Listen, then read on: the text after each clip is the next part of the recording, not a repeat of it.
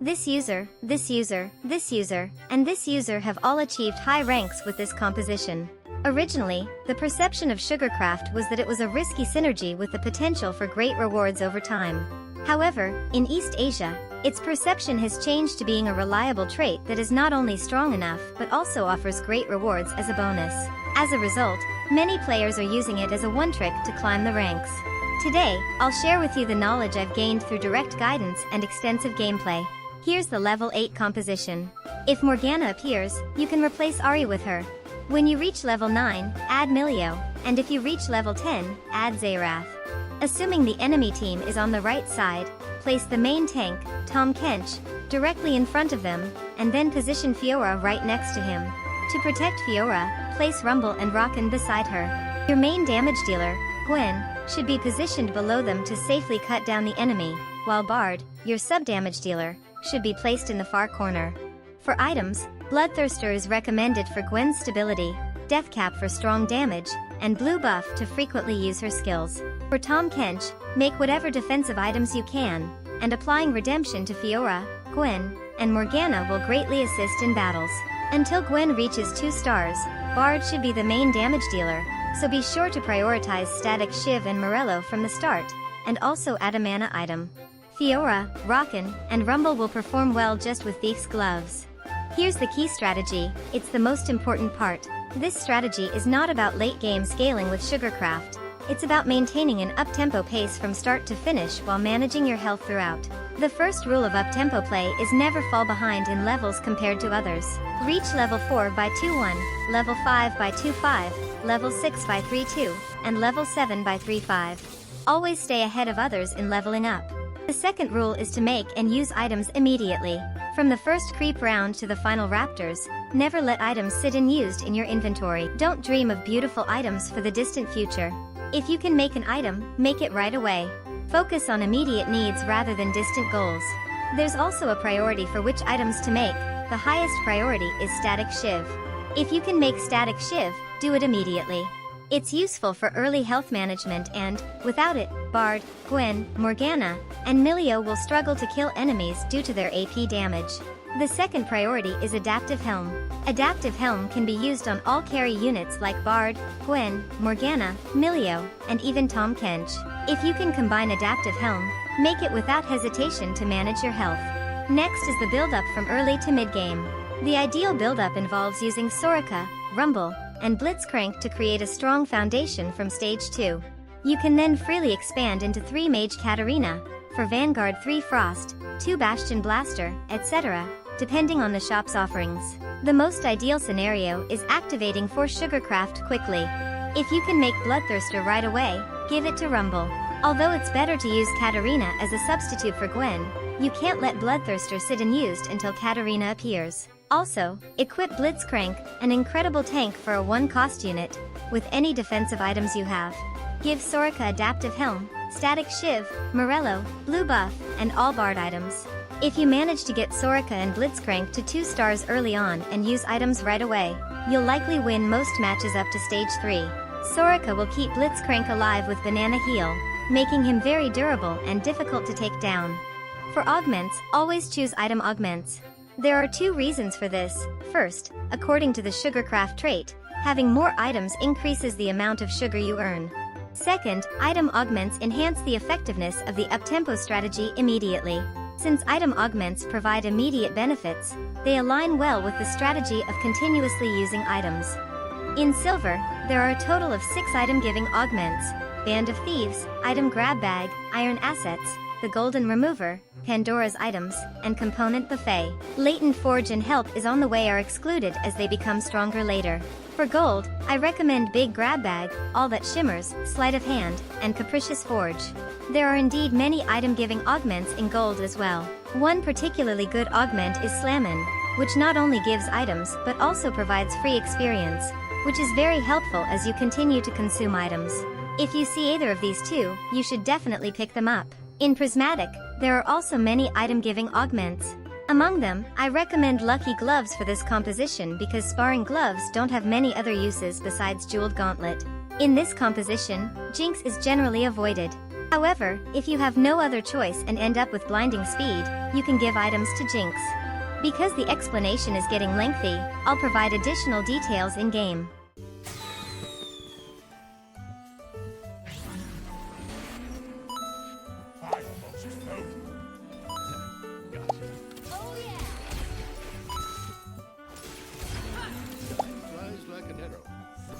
I advised choosing item augments, right? So, I recommend picking Caretaker's Favor, which guarantees for components. This is the worst case scenario where neither Soraka nor Blitzcrank shows up. I'll use a 2-star Twitch to build up with 3 Frost. Even though there are no units to level up at level 4, I'll still go to level 4. I need to use the items right away, but since I have nothing to make, I'll reforge the unnecessary sparring gloves. This way, I can immediately make a Dragon's Claw.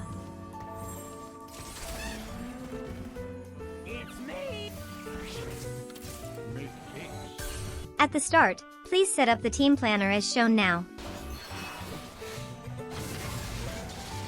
I'll place Blitzcrank with Vanguard on the field and give him Dragon's Claw. It's a really bad start when leveling up and using a costly 2-star Xylean but still losing.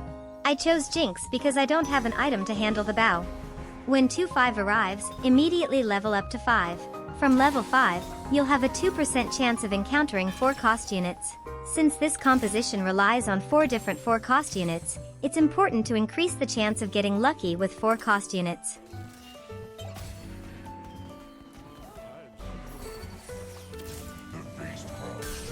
Still, it's good that I made it past stage 2 with 90 health. Now that Rumble has appeared, I'll activate 2 Sugarcraft right away. It's best to activate Sugarcraft from stage 2, but since there are fewer items available at stage 2, you might not get much sugar. Therefore, it's fine to activate it starting from stage 3. I'll sell Blitzcrank since there's no sign of him reaching 2 stars. I mentioned that you should use every defensive item as it appears, but actually, defensive items are lower priority for this composition. The focus should be on making Static Shiv, Morello, and Gwen's items. Since all the items that have appeared are defensive except for Static Shiv, the item situation is far from ideal. Ah, is there no chance to swap compositions with another? That Bard and Blitzcrank should have been mine. Well, there's nothing more to see, right? As promised, I'll reach level 6 at 3-2. Since there's nothing special to put on the field, I'll place Wukong. In this situation, I'll first craft red buff. With the remaining components, I'd like to make Deathcap in blue, but since we agreed to use items immediately, I'll go ahead and craft Redemption. Oh no, my dealer got assassinated by Seraphine, and I lost. Did you notice that Soraka hasn't appeared even once so far? Oh my, the carousel saved me after all. If I had managed my gold well, I would have almost 40 gold left even after reaching level 7 at 3-5. But now, I'm too poor, so I'll break my promise and not level up. The snowball effect from holding on to a 2-star Xylean from the start is huge.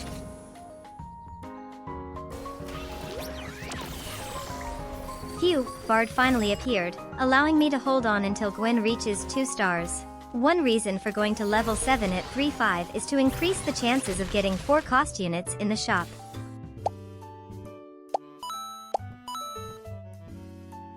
But at least got the most important Bloodthirster. I'll make Thief's Gloves for Fiora with the remaining components. When you have for Sugarcraft like this, the Sugarcraft emblem often appears in the final augment. In that case, make sure to go for 6 Sugarcraft. I'll choose Lucky Gloves, which gives the most components. Rascal's Gloves is also a great choice. After reaching level 8, I'll roll to build the basic composition. Since securing units first is crucial, it's best to choose the final augment quickly. I'll give the Thief's Gloves I prepared to Fiora. Since Rockin and Morgana haven't shown up, I'll stick with this composition for now. When Morgana appears, you can replace Ahri with her. While rolling at level 8, you might come across Morgana, Milio, or Xayrath.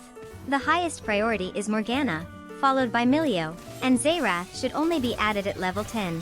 Especially when Morgana is included, the power of the composition doubles due to both the synergy and the unit's performance, so make sure to get Morgana if she shows up. Since Ahri is only used temporarily for synergy, I won't be upgrading her. Although I'm using Jinx to show the standard setup, I found that using Soraka instead of Jinx was much better. Assuming there are no items, Soraka dealt more damage and her heal was a significant help in battles.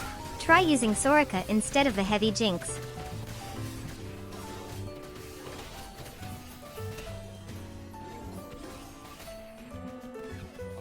Since it becomes very difficult if Gwen doesn't reach 2-star as the main carry, I'll make sure to get Gwen.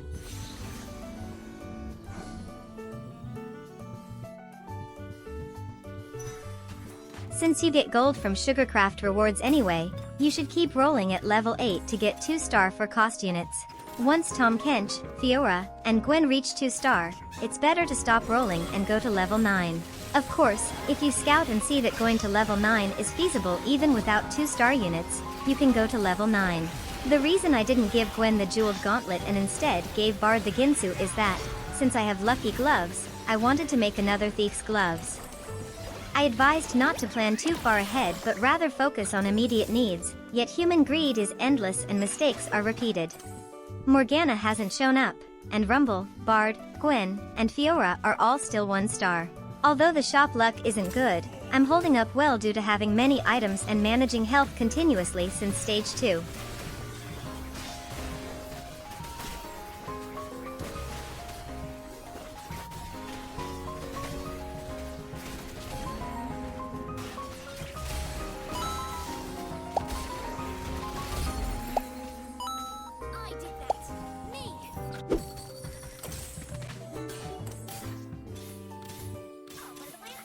I considered giving the Thief's Gloves to Rockin, but since it seems like Rumble will remain 1-star until the end of the game, I just upgraded him. With no better items available, I'll give Gwen another lifesteal item.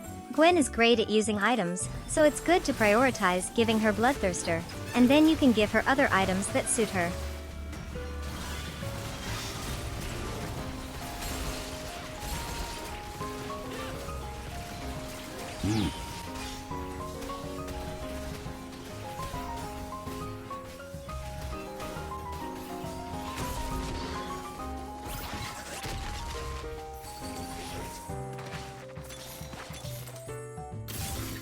The most important Gwen has reached 2-star.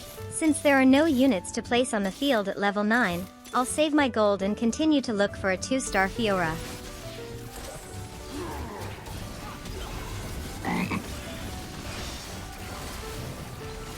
Even though it didn't go well, it's still strong, isn't it? Once everything reaches 2-star and Morgana and Milio are added, it becomes truly untouchable.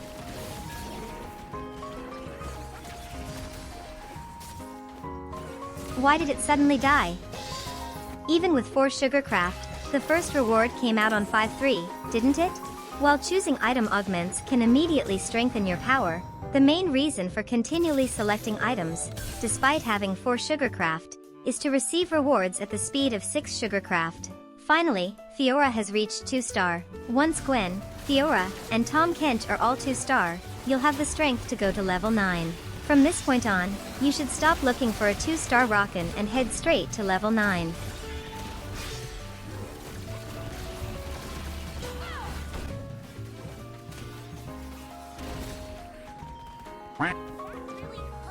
Bard and Jeweled Gauntlet, huh? It's so sweet that I should be careful about diabetes.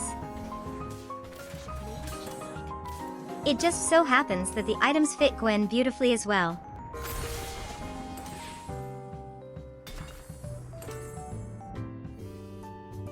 As you can see, due to the many items, we're stacking 108 sugar per round. If we hit 6 Sugarcraft in this state, we might experience a dopamine rush and lose our minds.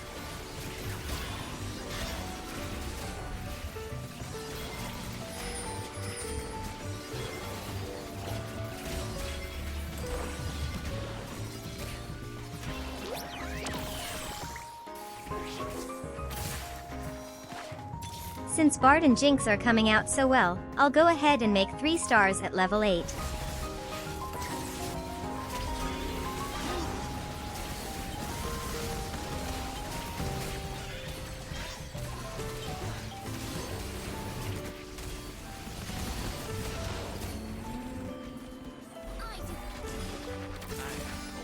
It's unbelievable, but once again, a reward has popped up with 4 Sugarcraft.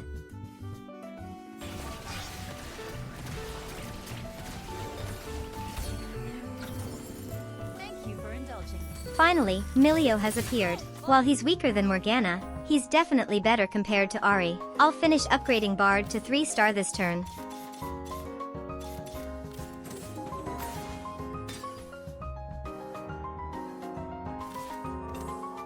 Finally, we've encountered the Golden Warwick Legion.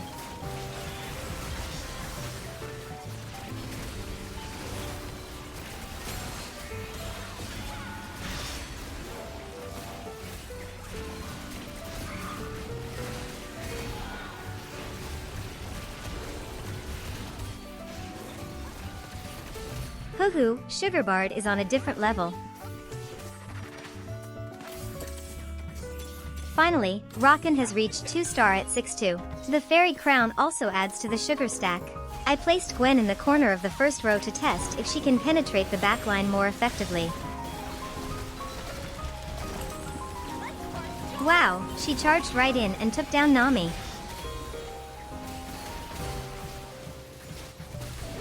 The opponent has Nora 2-star with full items at 8 portal, and since we don't have Morgana either, it's only natural that we're losing.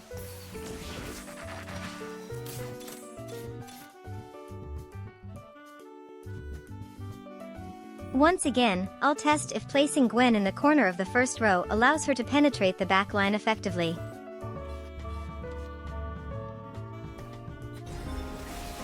Oh, it's not always like that.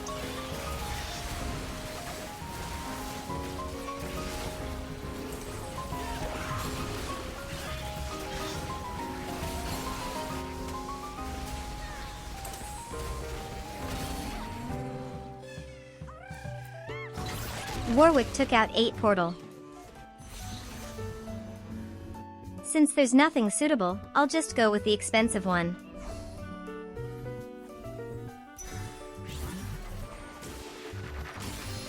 Oh, another reward has popped up.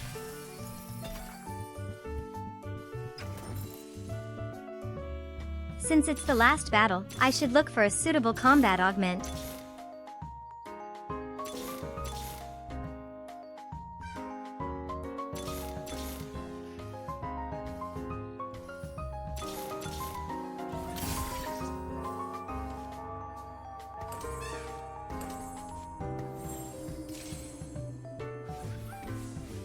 Oh no, I spent all my time looking for a combat augment and didn't get to set up the placement.